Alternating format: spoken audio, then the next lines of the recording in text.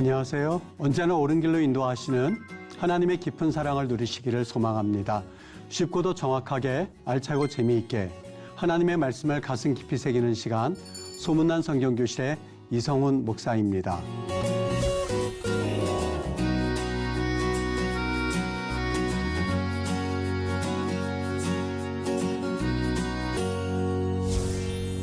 지난 시간에 나눈 내용 기억하시죠? 하나님 없음, 교만이라고 하는 주제를 가지고 우리 사사학 기도원 이야기를 같이 나누었습니다. 오늘 나눌 이야기는 하나님의 일식이라고 하는 제목을 가지고 사사학 기도원이 죽고 난 이후에 요담과 아비멜렉에 관한 이야기입니다.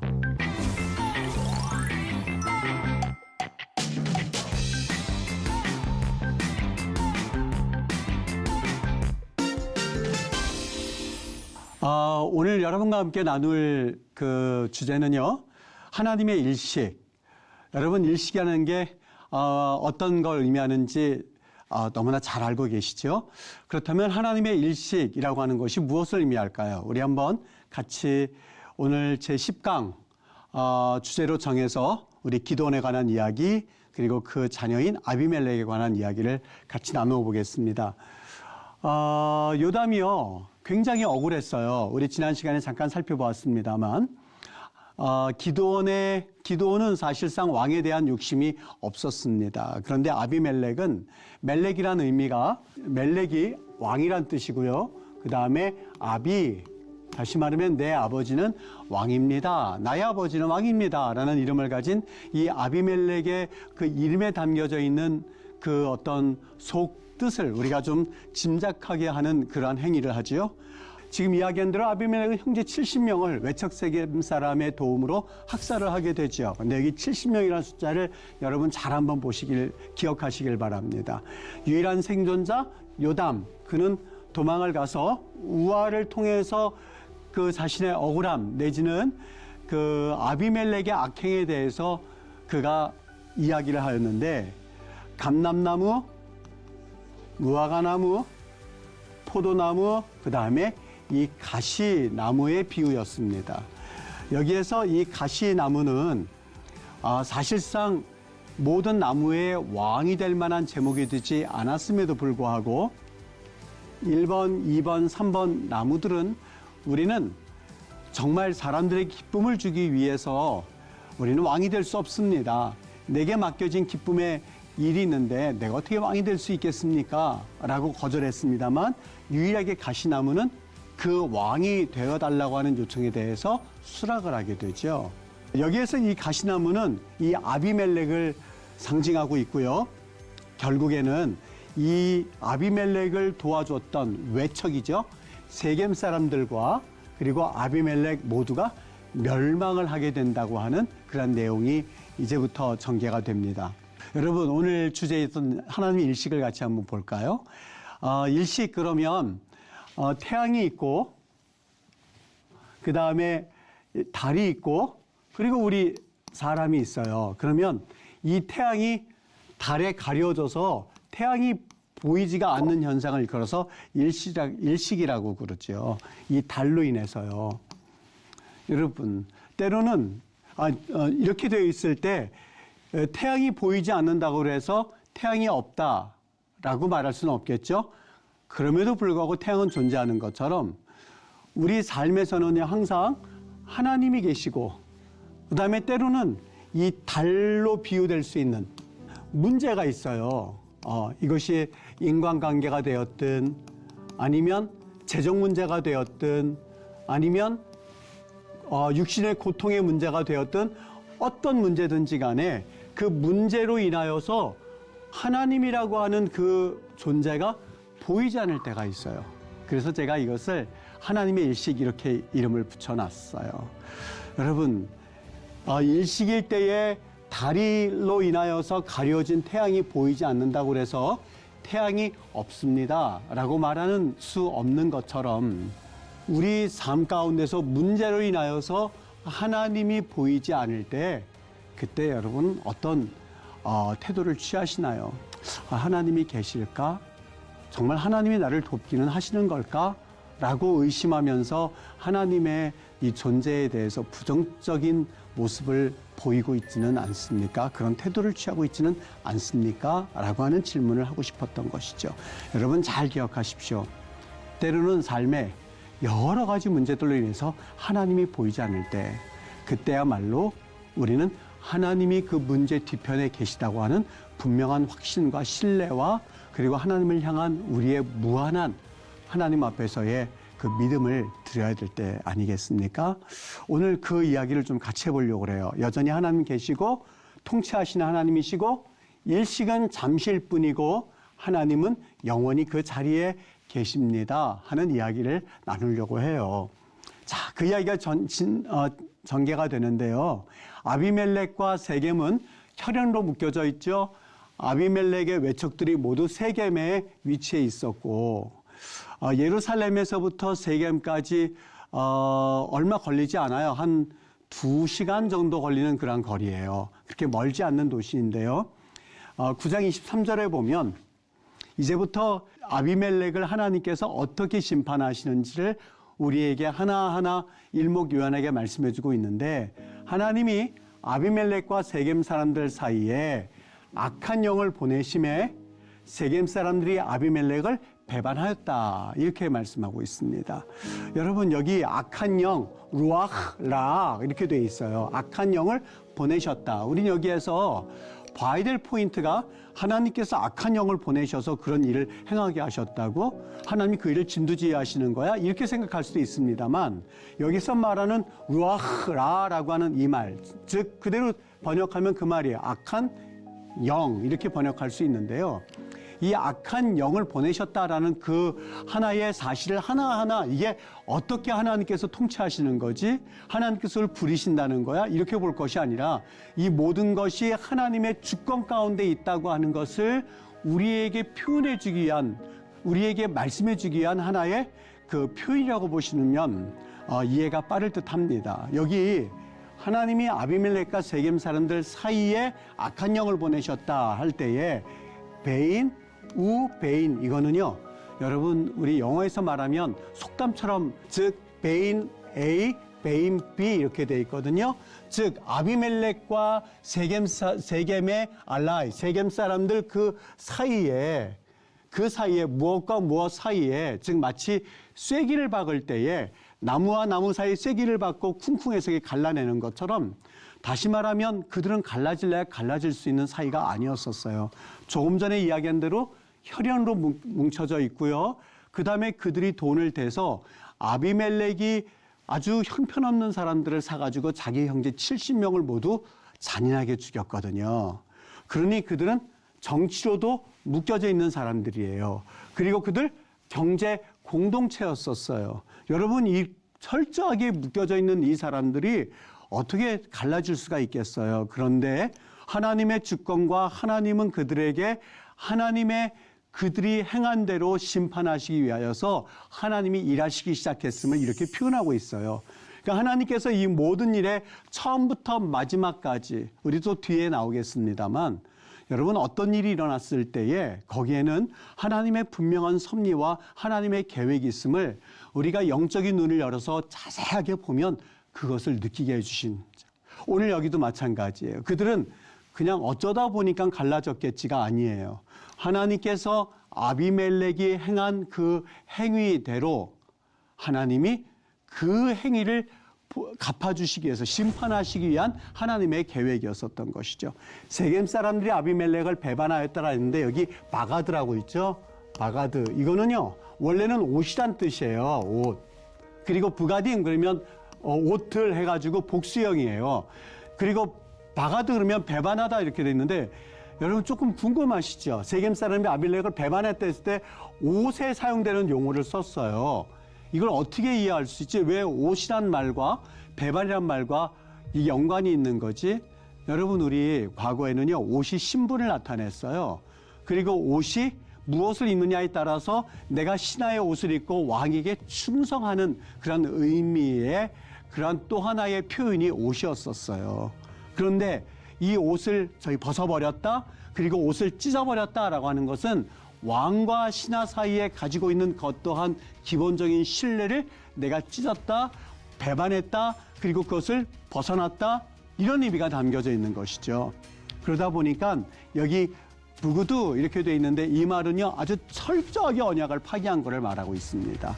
즉 하나님께서 계획하시기를 악한 영을 아비멜렉과 세겜 사람들 사이에 보내셔서 그래서 세겜 사람들이 아비멜렉을 배반했다고 돼 있는데 이것은요 여러분 남편과 아내는 언약 관계로 맺어진 거예요. 어떻게 보면 사랑했습니다만 결혼하십시다.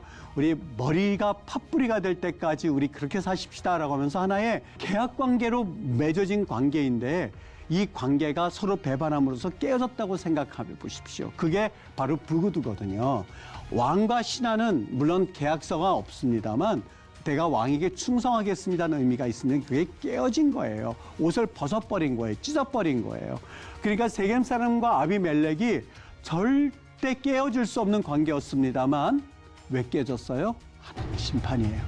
하나님의 심판이 그들에게 하나하나 심판의 시간이 다가오고 있었던 것을 우리에게 시각적으로 그리고 우리에게 표현을 통해서 말씀해 주기를 원했던 거예요. 이 모든 것이 누구에 의한 섭리라고요? 하나님이 그 뒤편에 하나님이 그 배경 가운데 하나님의 주권 가운데 그 일들이 진행되고 있었던 거예요. 여룻바알의 아들 70명이라고 그랬는데 70명의 저질은 포악한 일을 갚되 그들을 죽여서 피 흘린 자를 그들의 형제 아비멜렉과 아비멜렉의 손을 도와서 그의 형제들을 죽이게 한 세겜 사람들에게로 돌아가게 하심이라. 이 모든 사건이요. 그런데 여기 또 주의해서 봐야 될 게 아까 70명 잘 기억하시라고 그랬죠.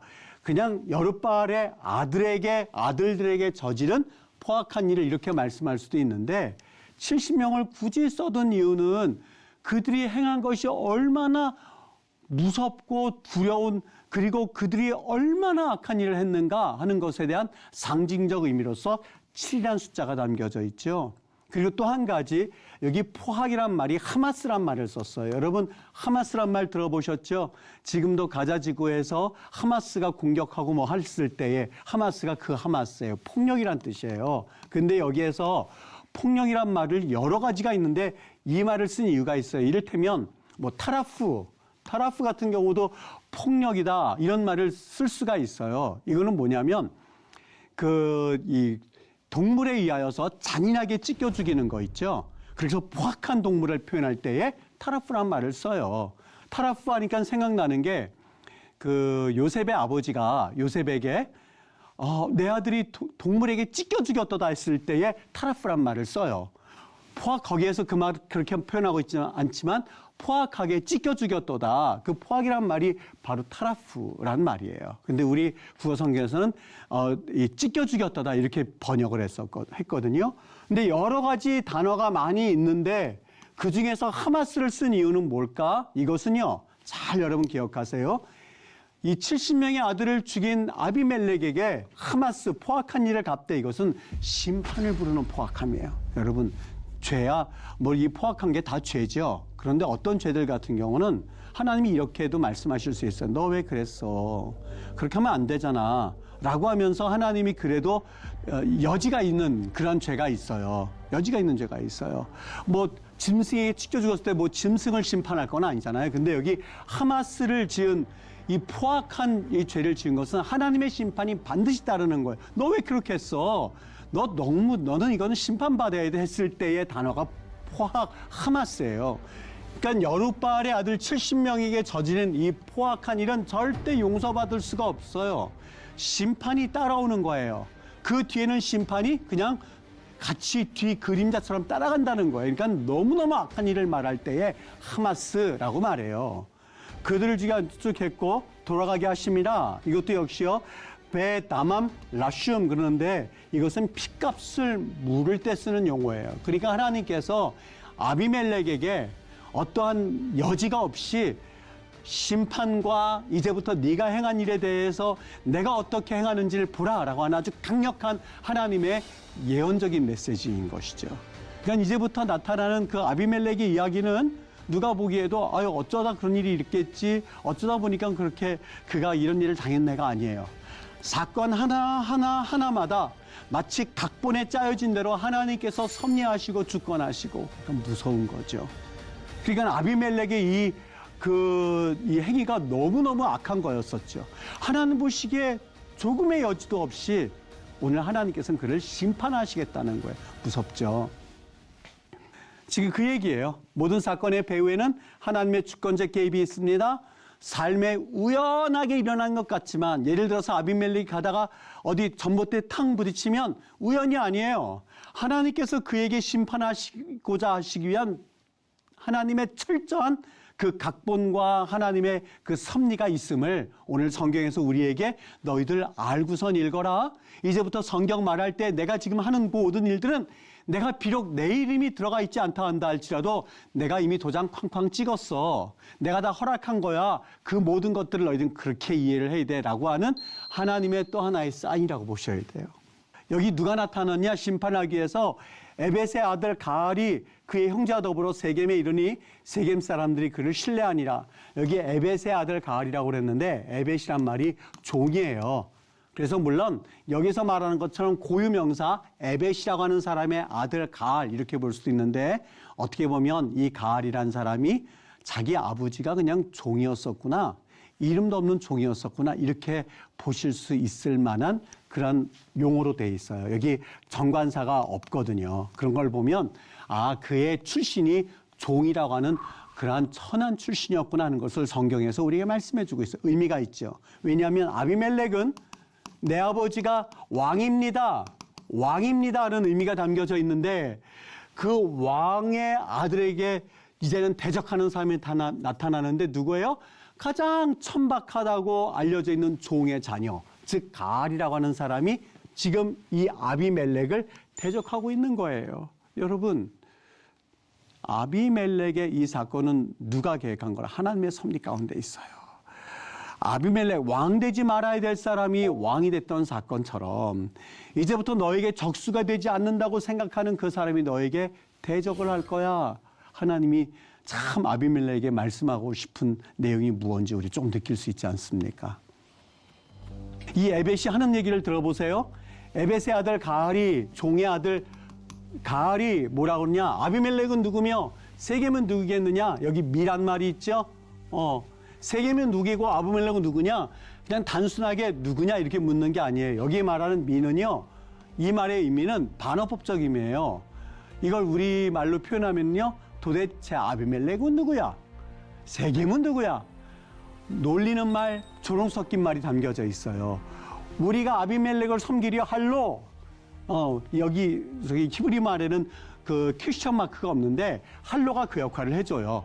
할로가 이 말이에요. 퀘스천 마크. 우리가 아비멜렉을 섬기겠어? 아비멜렉이 누구야? 세겜이 누구야? 조롱 섞이는 말이에요. 그 신복은 수브리는 차라리 세겜의 아버지 하몰의 후손을 섬길 것이라 우리가 어찌 아비멜렉을 섬기리요? 이렇게 말하고 있어요. 여러분, 세겜의 누군지 알겠죠? 쭉 올라가다 보면 하몰의 후손이죠. 하몰의 후손을 섬길지언정 우리가 어찌 아비멜렉을 섬기겠느냐? 여기 마두아, 우리가 여기 보면 우리가 종으로 섬기겠느냐? 그리고 여기 또 있어요. 아나훈이란 말이 있어요. 무슨 얘기냐면 우리가 그놈의 종이냐? 여기 그놈이라는 것은 아비멜렉을 말하죠.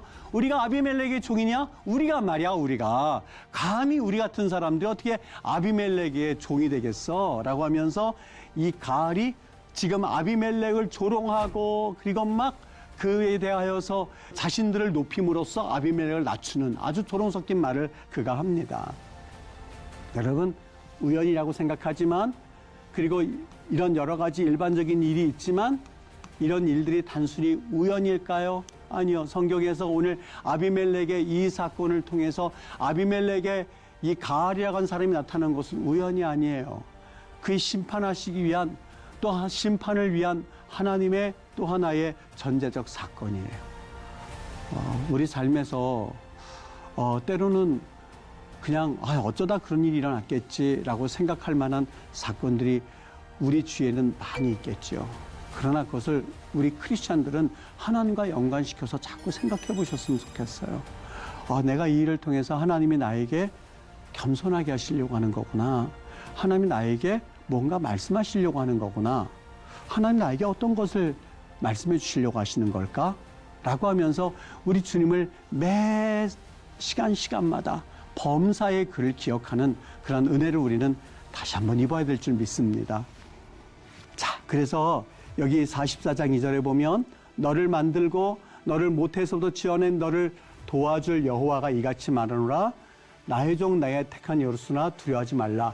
너를 만들고 너를 모태에서부터 나를 모태에서 나오게 하시고 어머니의 젖을 먹을 때에 이 젖을 먹을 때가요. 그 원어적 의미가 어머니 젖가슴에 품이 있을 때 내가 아무런 어떤 힘도 그리고 아무런 어떤 자아적인 어떠한 힘이 없을 때 그때부터 하나님께서 나를 신뢰하게 하셨습니다. 모든 것이 하나님의 은혜입니다. 라고 고백하고 있는 시편과 이사야장을 여러분들과 한번 잠깐 나눠봤으면 해서 적어보았습니다. 여러분 다운 증후군과 그의 어머니 이야기를 좀 하고 싶었는데요. 길을 가다 보니까 다운 증후군 그 아이를 붙잡고 가는 어머니를 한번 볼 수가 있었어요. 여러분 내 삶 가운데에 이런 일이 있을 때에 나에게 왜 이런 일이 생기는 거지? 난 참 운도 없어. 난 참 세상 말로 재수가 없어. 이렇게 하고 지나가야만 할까요? 아니면 어쩌다가 이런 아이를 낳았을까? 아니면 이 아이를 하나님께서 나에게 맡겨주셨을 때에 하나님은 어떤 마음으로 나에게 이 아이를 맡겨주신 걸까? 라고 생각하면서 아이를 보고 그 아이를 대하고 그리고 그 아이에 대한 그 어머니의 모습을 보여준다면 여러분 그 아이는 얼마나 행복할까라는 생각을 한번 해볼 수 있는 그러한 대목이었어요. 또 한 가지 여기 마태복음 10장 29절의 이야기인데 참새 2마리가 한 아사리온이에요. 참새 2마리가 한 아사리온에 팔리는데 그것도 하나님께서 허락하셔야만 땅에 떨어지는 거거든요. 근데 여기 참새 5마리가 2 아사리온에 팔렸다고 누가복음 말씀하고 있어요. 아까 한 아사리온에 참새 2마리죠? 2 아사리온에는 참새가 몇 마리예요? 4마리여야 돼요. 근데 5마리라고 했으니까 한 마리는 덤이 되는 거죠. 여러분 보세요. 너희들이 보기에는 별것 아니라고 여겨지는 덤으로 주는 그 참새마저도 하나님께서 잊어버리지 않고 기억하신다고 말씀하셨어요. 하물며 하나님이 그토록 사랑하면서 그리고 하나님이 그토록 하나님의 형상을 따라서 지음받은 우리는요. 말할 것도 없죠. 하나님이 그 모든 일의 주관자이시고 섭리하신다라고 하는 것을 사실 성경을 통해서는 물론이지만 우리 하나님은 우리에게 이런 메시지를 계속해서 주고 계세요. 여러분 문제를 앞에 놓고 하나님이 보이지 않는다고 하여서 계속해서 그리고 자신에 대하여서 나는 삶은 뭐 할까? 내가 도대체 이 세상에 있으면 뭐 할까? 이렇게 생각하시면서 여러분들의 주어진 삶을 시간을 그냥 흘려보내시겠습니까? 내 자녀는 우연히 주어진 존재가 아닙니다. 하나님께서 나를 하나님께로 돌이키게 하시기 위한 또 하나의 사인일 수 있습니다. 여러분 하나님께 민감하십시오라는 말씀을 드릴 때에 하나님께 민감하지 않을 때에는 어떤 현상이 생겨날까? 첫 번째, 감정을 따릅니다. 감정을 따라요. 편견, 과거에 왜곡된 경험이 그저 내 생각과 믿음보다도 앞서가게 되죠. 두 번째, 쓴 뿌리를 방치하게 된다. 세 번째, 감사를 잊게 됩니다. 사랑하는 우리 애청자 여러분, 우리 하나님께서 우리에게 참 소중하고 또 귀한 그 창조의 역사를 우리에게 허락하셨어요. 어떻게요? 하나님의 형상, 젤렘이라고 그랬죠. 하나님을 바라볼 때 그때서 비로소 나를 발견할 수 있는 그런 특별한 은혜를 주셨어요. 하나님을 바라볼 때예요. 그런데 여러분 이런 하나님을 경험하지 못한 채 그저 내 감정만을 쫓아서 살아갈 때는 하나님이 보이지 않을 때가 있을 거예요. 그런데 그때에 하나님이 계시지 않습니다가 아니라 그럼에도 불구하고 그 뒤편에 계신 하나님을 여러분들이 신뢰하고 그리고 그분을 다시 한번 믿음의 눈을 가지고 바라볼 때에 여기에는 놀라운 하나님의 역사를 보게 되는 은혜를 경험하게 될 줄 믿습니다.